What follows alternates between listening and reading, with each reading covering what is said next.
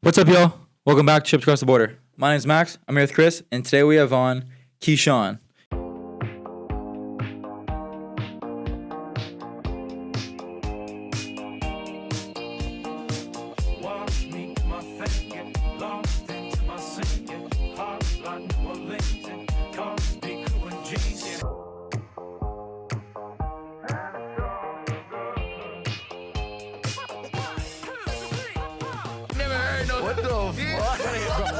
It's like croutons in a soup. Don't turn down any opportunity, whether it's a camp, a clinic, because you never know literally who's watching. Make your own decision to stick with them and know they're the right decisions, right? And even if they aren't right, don't regret them. He didn't know creatine existed. So you got some creatine? He's like, oh, yeah, lift heavyweight. Ships Across the Border. I ship across the border. Shipped across the border, man. Welcome back to Shipped Across the Border.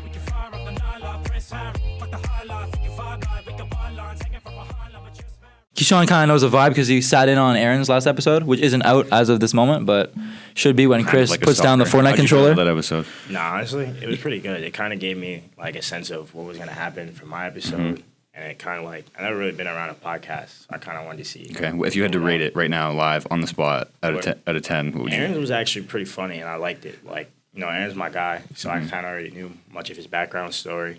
Like being able to sit in there and like listen to it again, pretty cool. So like out of 10, I go like 8, 9. Yeah, that is really fucking high. You didn't even hear what I said to introduce it. I said Aaron's episode, which isn't even out yet, and will be out when Chris puts down the Fortnite controller. Oh, Enough of this. To start it off, I kind of want to just go like all the way back and ask you how you started playing basketball. All right, so my first sport was actually baseball. So I grew up playing baseball till about like 5th grade. So then I quit baseball to play basketball. And I was just football and basketball from 5th grade all the way on to like high school. And then as soon as I got into high school, I stopped playing football. Just played basketball. You didn't pick up a basketball until you were like 14? Yeah. And you just loved it immediately, right away. Yeah. I can see. I always played like street ball and like in the park with my friends, but like organized basketball, like referees, coaches and stuff. And started till I was like 13, 14. Okay, so did you play AAU at that point or no? Yeah, that's how I first started. Okay. First started on AAU Were you team. good? Were you Not yet. I was like, my AAU team that I played for, I was like maybe the second or third option on that team. Okay. And then from there, it just kept getting So you were better. fairly naturally gifted. Yeah. Okay, and then at that point, at what point did you decide, like, I really want to take this seriously and I'm going to try and become a college basketball player? Honestly, I wanted to start taking it serious in like 8th grade. So like when I was in 8th grade, I didn't play. We had modified. I don't know if you guys know what that is. So like in New York, modified is like middle school basketball. Okay. So instead of doing that, I played high school. I played JV. So then obviously when I made that, I was like, all right, this is when I kind of want to take it serious. Okay, and then so did you played? How was your high school career? My high school career, it was pretty good. My team, we went to the championship my senior year. State championship or Nah, like conference? sectional. Okay. It was like the first time my school got there in like 40 plus years. Damn. So we were able to do that. And then other than that, just all like first round, second round playoff exits. Okay, and then you personally, how did you do? I did pretty good. I wasn't really the man at my high school till my junior year. Okay. And after that, like I kind of started to take off. But like in high school, like I was always known as like hot-headed kid. So nothing's changed. I can see that. I was going to say, I could see you playing baseball, and hit a ground ball, hit a home run, and then be like throwing franks to the team as they're running past first base. To be honest, when I played baseball, I wasn't really the best hitter. I was a pitcher. Really? Yeah, pitcher, catcher, shortstop. That's why you'd be throwing those Hail Mary passes. Yo, Yeah. actually, I don't even want to say what we worked on in practice today That on the shit's camera, hilarious. but we'll tell you after. Yeah, Shit's tell me fucking about that hilarious. after. Okay, That but was so then hilarious. out of high school, how did you get recruited to go play basketball? When the end of my senior year, I got hurt. I hurt my knee, and it kind of like messed with my recruiting a little bit. I was gonna go to prep school, but then I decided against it. And I went to Johnson at Wales. Okay. Which is a school that whooped Yeah, our ass. Just played and got absolutely dominated. Shout out my guys at JWU. I still love y'all, but it's all smoke.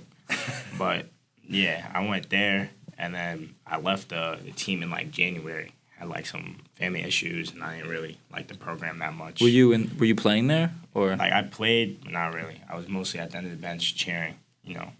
Typical freshman shit. Oh, he knows. He I knows. do know. I do indulge. Chill, bro. But yeah, so then you left Johnson Wales. I left Johnson Wales, and last year I went to Westchester Community College, JUCO program in New York. It's like 10 minutes from my house. That's where I met my last coach. His name is Dre, and that's my guy. We rocked out the whole year. Okay. I ended up here. Why did you decide to come to Elms College? Honestly, I wanted to get back at Johnson Wales. It's not a bad reason. Not a bad reason, but it was that, and like kind of like going away from home, wanting to get like that college life again, which isn't necessarily college life here. But you know, why is it not a college life here? This is Johnson Wales is a very big yeah. school. Oh. So compared to so you mean Johnson like you Wales, really mean by college life is the party scene? No, not really like the party scene, but like being off on my own, like trying to handle my business, not really living under the same roof as my parents, relying on them and stuff like that. Okay. Yeah. So one of the things I do want to talk about is how we just sort of touched on it, but like how you play very, very angry, but it's sort of a controlled anger. And where does that come from? I don't know. It's like kind of like my passion. Like when I was growing up, when I first started playing basketball, I watched a lot of Allen Iverson highlights, and like I always saw how fierce and like how he was when he played. I kind of wanted to implement that into myself. And on top of that, you know, just being from New York, you know, just brings like that toughness out of you, like that edge. So I'm kind of angry on the court sometimes. Do you think that helps or hurts you most of the time? Bro, it helps me, but to other people, they kind of see like it might hurt me. Mm-hmm. They might say like sometimes I might look like real angry, but in reality, I'm not angry. Like I'm generally just having fun.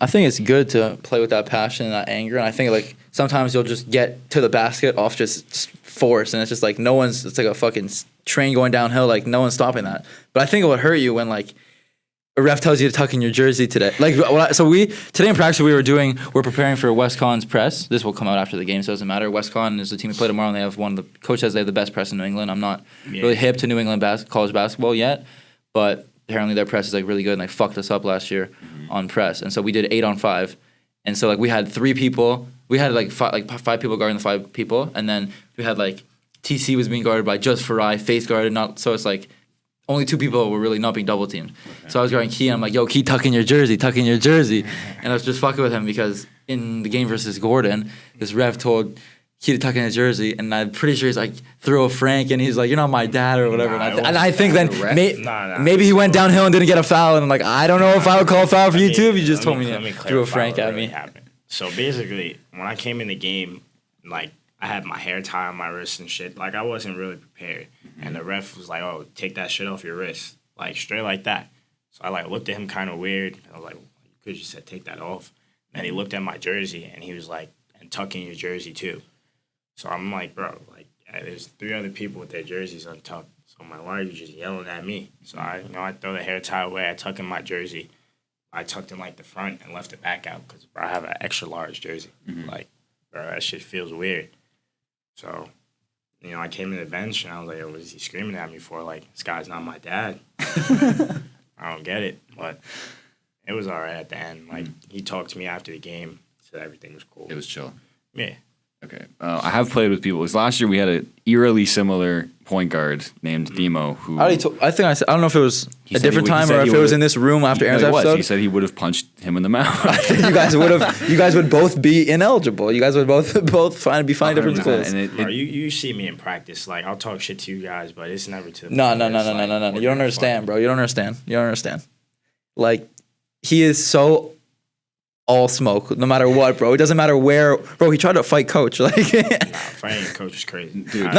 You have to listen to. I'm not gonna lie, you do have to listen to the episode we had with him, where like he talks about how because we talked to him about fighting and stuff, and he's like one time he was in a grocery store and someone looked at him funny, and then next thing he said the next thing I knew I was on the ground punching him in the fucking face. Like, it's just he's crazy. Bro, he wants smoke with everyone. But the thing is the little stuff that you would do to like agitate him, like he would actually swing at you, and then you would actually, and then I know that if someone swings at you, battle though. If someone swings at you, like as a man, you're gonna swing back, knowing you especially. That's why I'm saying that. It would be a good battle. He said a story on the podcast about how, because he had like some crazy, and probably one of the things that like instilled this like dog in him is like he almost died. Like he had some crazy health like staph infection. I don't even know what it was, but like he almost died, and he was on blood thinners after getting out of the hospital, and he was playing pickup basketball at the park, which he shouldn't have been, and some kid was talking shit to him, and he swung on the kid, and he's like, you can't be fighting on blood thinners. Apparently, if you get hit in the head on blood thinners, you like get a brain bleed and die and shit. Yeah, and like and so, so his brother came in and just like Killed, clocked like, the kid. yeah, but Demo, like- you crazy? I do. That'd be so fun to see you two. I think y'all would either be I think they would be best friends. If you look at Trav and Demo, who were both like they were both kind of hotheads and they would talk shit to each other all the time. They ended up being like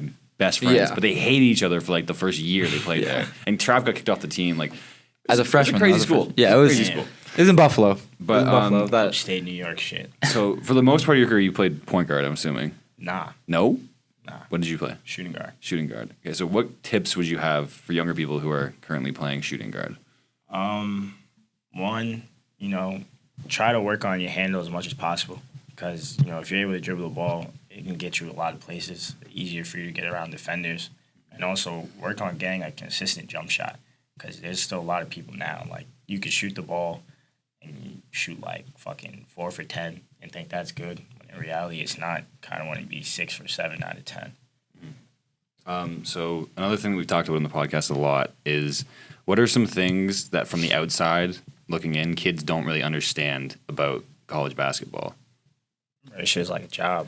So time consuming. Like it takes a lot away from like your social life, seeing your family. Like as you know, we don't really get the typical break you get for college. Like the people here. last like year a at month Medai, off. we had 7 days. You had 7. Right, when I was at Johnson and Wales, we had 3 days. Yeah, for sure.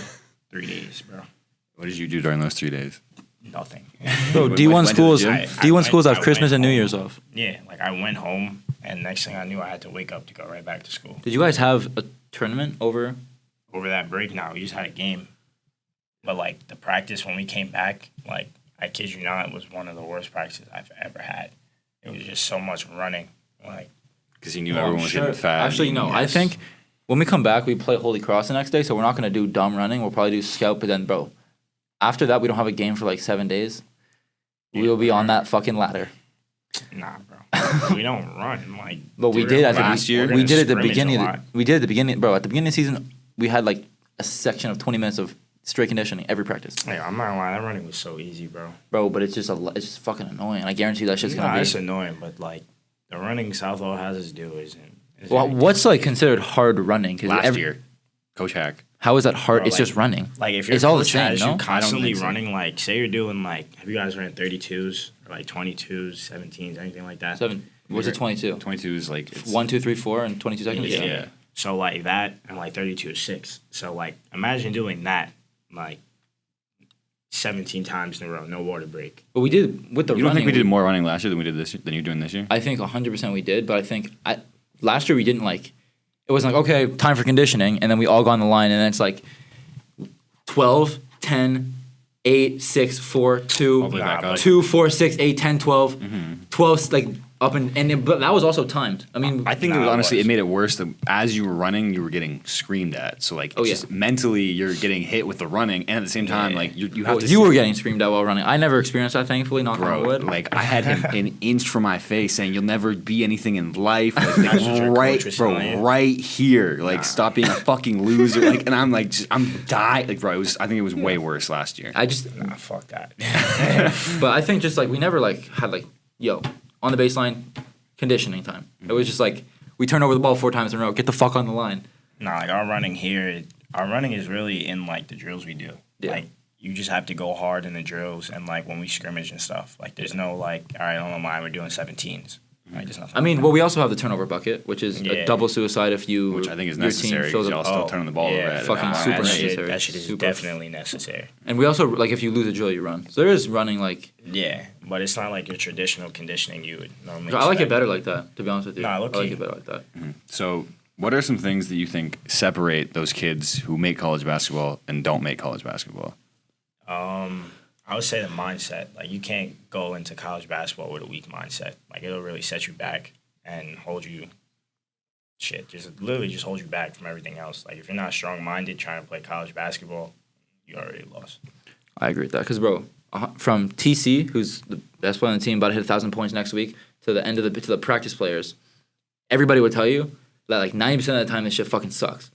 no matter what position on the team you are, and everybody's dealing with their own shit, and everybody has different successes. Like TC could have 30 points and be happy, and a practice player could hit a shot in practice and be happy and feel that same sense of gratitude and the same sense of like excitement. But at the end of the day, like everybody's going through the same. Like we lose, everybody loses, and like bro, it's ass like 90% of the time. Like in practice, not saying practice ass, but just in general, it's 90% like struggle and persevere, like fall on your ass and get back up, and then fall on your ass and get back up again. But it hurts a little bit less this time, and it's just 90% of like getting your ass whooped, and then like 10. If you're lucky, you get like 10% that reward, you know? Mm-hmm. So when you say strong-minded, like, how did you develop a sense of being strong-minded? Shit, I'm still working on it right now. Okay, but does it come from, like, did you get yelled at from your coach? Is it, like, off the court? Does that stuff matter? Or, like, is it necessary to get screamed at and all that kind of stuff? I feel like it's not necessarily, like, necessary, but, like, it can help. Like, you know, people are used to getting yelled at. Like, I'm used to getting yelled at. Like, I got in trouble. So, like, you know, getting yelled at is kind of like, it's nothing new to me. So, like, I can take the yelling.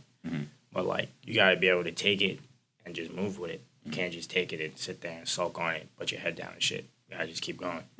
So, another thing is you've seen a lot of basketball because this is your third school? Third school? So, you've seen a lot of basketball teams. What are some things that you think differentiate losing programs from winning programs? It definitely starts with, like, practice and how well, like, not necessarily like how guys know each other, but like the chemistry you guys have. Like the chemistry you have off the court definitely helps with the chemistry on the court, I can say for sure. And outside of that, is there like, so from a coaching standpoint, what are some things like if you were to build your ideal coach, what would that look like for you? Like, do you like to be yelled at? Do you think it's necessary sometimes? Do you all the time just to be warfare where you're screaming back and forth with the coach? I feel like for a necessary coach, you have to have a coach who like is respected. Like if you have a coach who's not well respected from everyone on the team and they feel like they can just step all over him, it's not gonna work out. Like your coach has to be able to lay down a law so everybody can follow it.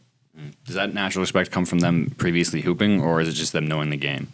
I say a little bit of both, and also just like the relationship they can build with their players. Like the more connected you are to your players, like the more they'll trust you and the more they'll be willing to do for you. So another thing we've talked about in the podcast is crazy college stories. Do you have any crazy college basketball stories, whether that's a game, a practice, like anything? My craziest college practice story, shit, might be at my JUCO. It was a couple crazy practices we had. They were pretty fun. The one I can remember off the top of my head was where me and another kid got into a little altercation. Okay.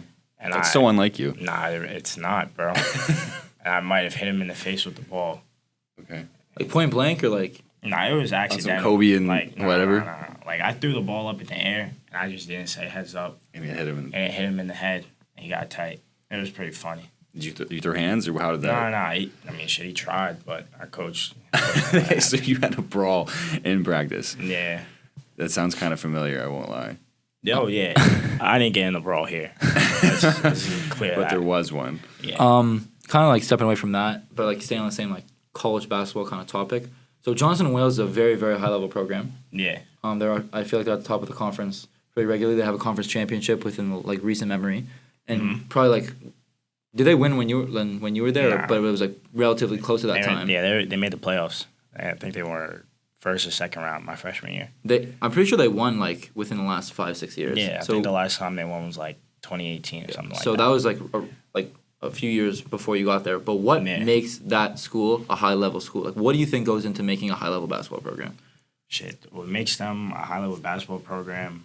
They start, I kid you not, as soon as they touch down on campus, basketball activities start. All the basketball players always together. They build that brotherhood, that trust.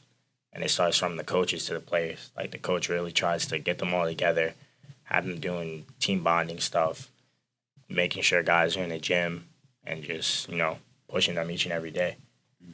Do you plan on being a coach at some point in the near future or no? You know what was crazy? I actually thought about that before. Okay. Like, trying to become a coach.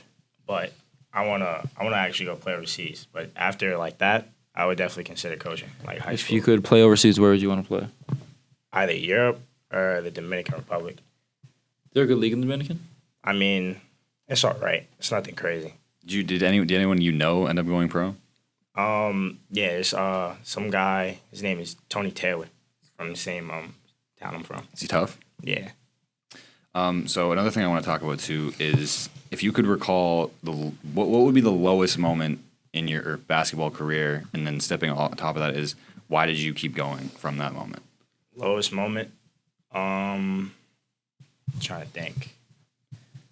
My lowest moment, I've had two, and it's all like damn near the same reason. My lowest moment, I had one my junior year, and I actually had one this year as well, where I lost my grandmother's.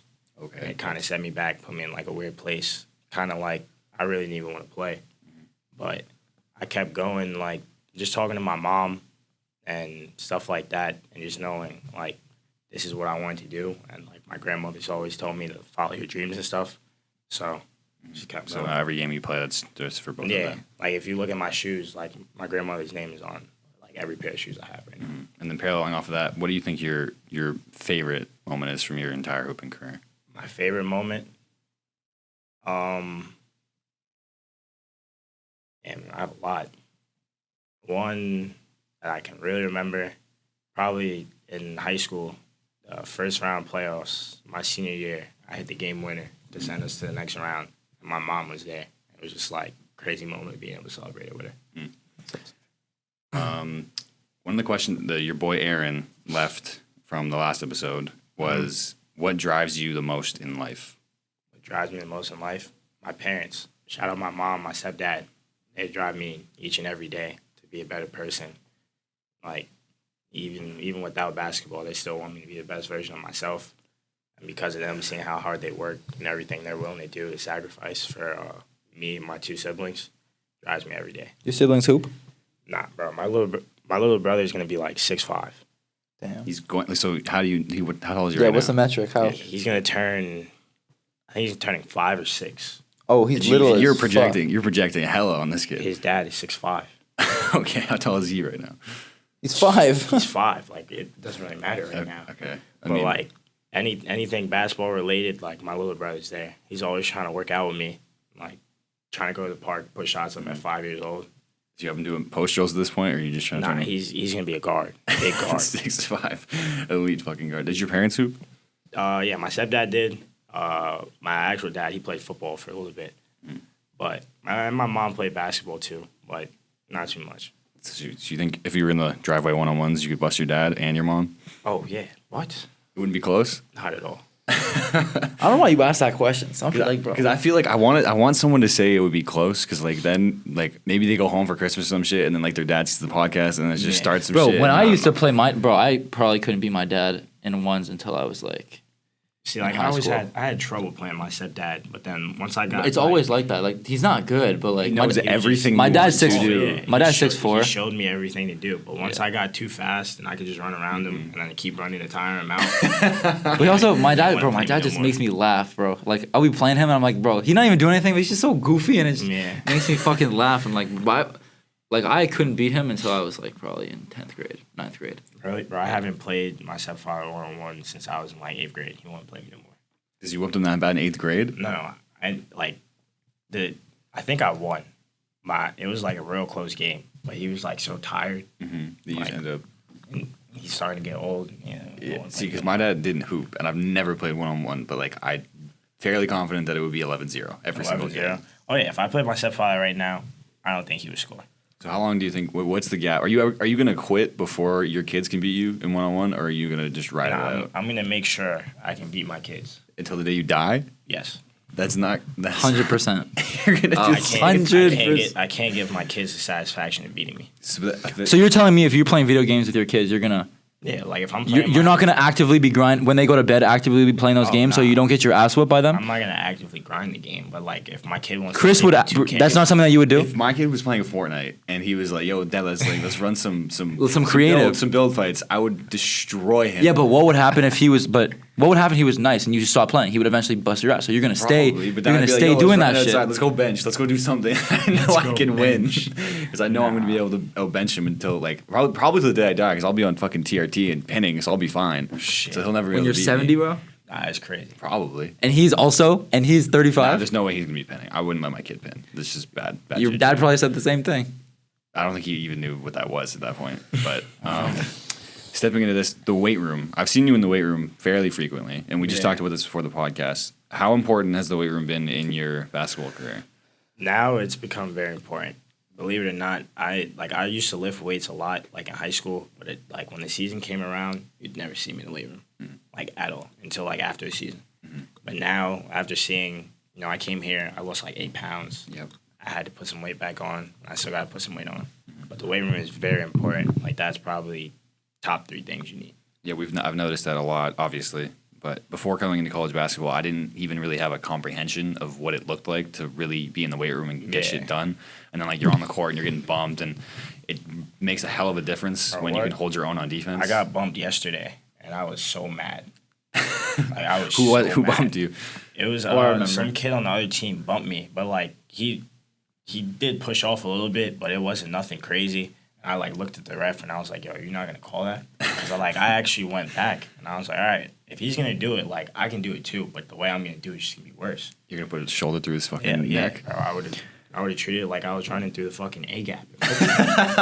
Question for Chris: were you lifting before you got to Medaya, or Well, okay, what does that mean? when we were doing that shit with Evan at the beginning of the year, the inverted rows on the barbell, and the scalp push-ups and all that stuff like that? Yeah. Was that you learning how to lift for the first time? No, I have boys back home who really know how to lift. One of them. So you have- one of you them's were- not you have- natty anymore. We'll just say that. And So you have lifted. So you have lifted. yes, before. but So it you wasn't knew I it. didn't have any comprehension of what it looked like, as most kids don't understand what it really means to we talked about this so many times, to get in the weight room and fucking push yourself on any given movement. And most kids don't do that. I didn't know what that looked like. I didn't know what it looked like on the basketball court to have kids the pressure to perform in all aspects of the game. I didn't know what that looked like. That's really what I'm talking about when I say that. I didn't know that if I got on bench and I can do 135 for 10, I should probably try and do 145 for 8 now and just keep moving that ladder. I didn't know what that looked like. But another thing we talked about too a lot on the podcast with Jaden in particular is how when he goes out there, he's just unconscious. He's just shooting that shit. He doesn't give a singular fuck. I would say that you're also like that. And I also want to know how that kind of where do you think that comes from? A lot of it's just my confidence. I don't know, when you see me play and you'll hear me talk shit a lot. I'll always tell someone to their face if they can't guard me. You probably hear it almost every day in practice where I'm talking to Sam, talking to Farai, fucking even my boy Tajay. I always tell them bro, you can't fucking guard me. It sounds like a New York type of thing. For the most part, yeah. But it's also I put in a lot of time in the gym and getting to certain spots and doing shit I know I can do. Yeah. So I just believe in myself so much. That's why when I miss, I always be damn, you got lucky. I know why I missed. It didn't really affect it. I know what I did wrong. We have talked about that too, where it's you've been on the receiving end of somebody who's you didn't play good defense, I just missed. That's a really demoralizing feeling.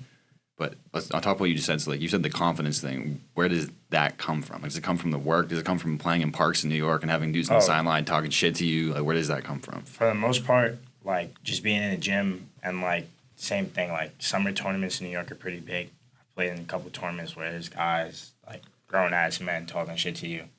I'm 15, grown ass men telling me I suck. Shit like that. Kind of build some character. Yeah. Install some shit in you probably don't need at the time. But it helps along the way. Yeah. Do you think some kids out there should probably spend more time in parks than in the gym and deal with that type of environment? I feel you got to stop acting like you're robots. A lot of people want to train, put down different cones and shit and do a million different drills. I feel the best way to really get better at basketball, work on specific things that you're going to do in the game as well as trying to implement them in the game. You have to actually play basketball to get better. Mm-hmm. Whether it's 1-on-1, 2-on-2, 3, 5s, you just actually have to play and do the same moves you were just doing in the workouts. Mm. We've asked people this too. Do you think New York has, you're probably always going to say yes to this, but do you think New York has the best basketball in America? Yeah, I'd say New York, and it might be Cali. Cali might be second. Yeah. They have some tough guys up there. Who's the toughest hooper you ever played? Toughest hooper I've ever played? Shit. Damn. That's a good one. I can't even name him off the top of my head. Would it be the guy that went overseas? Nah, but I only played him one time. I'm not gonna lie. You busted his ass? No, I didn't even touch the ball. I can't. That's fucking funny. He came to the park. I was like working out at. He was showing me some shit. I was like, let's play 1-on-1. I didn't touch the ball after I checked it. That's fucking funny. That's all I got, bro, for right now. I had a question, but it just fucking slipped my mind. Give me 1 sec. I will ask you this question, and I'll see if this question comes to my mind. So, All right. what's one piece of advice you kind of give to a young hooper trying to play college basketball, maybe to your younger self, who's kind of going along this Or path? to your younger brother, cousin. Honestly, just keep going. Like, there's always going to be setbacks. Like, shit, I'm going through one right now, personally. But, you gotta just keep going, push through it, and just keep hooping. Like, that's really it. So when we were doing scout, I noticed this is what my question was before. That white dude, I don't know his name, from Johnson and Wales, who fucking killed us. Josh? Who fucking killed us. That was my old roommate. Was he doing that shit Yes. as a freshman? Because you guys As were a freshmen freshman, the he same put up year. like 18 a game, bro. So we just came in and took the keys to offense right away. Basically. But when I was there, we also had a senior. His name was Justin. He was going to be a 1,000-point scorer. He was nice as fuck, too. It was him and Josh first half. And then second semester, it was Josh and Aries. Are they better now than they were when you were there? Yeah, they got more pieces now. Like, they actually have, like, a team where, like, everything fits. So it would be really, really, really sweet if you managed to kick their ass. Oh, yeah, bro. Oh, my God. Hopefully we see him in Like, if we could see them in the playoffs and beat them, I'd love that. Some more throwing the Franks. Nah. Bro, I don't just throw Franks around, bro. You guys don't The Frank is understand. not to be messed with. Nah, like, that's actually real disrespectful. Like, if you use it, you, like, generally have to mean it and be prepared for anything that comes after. That's all I got. That's all I got for now. Thank you for coming on, brother. You know?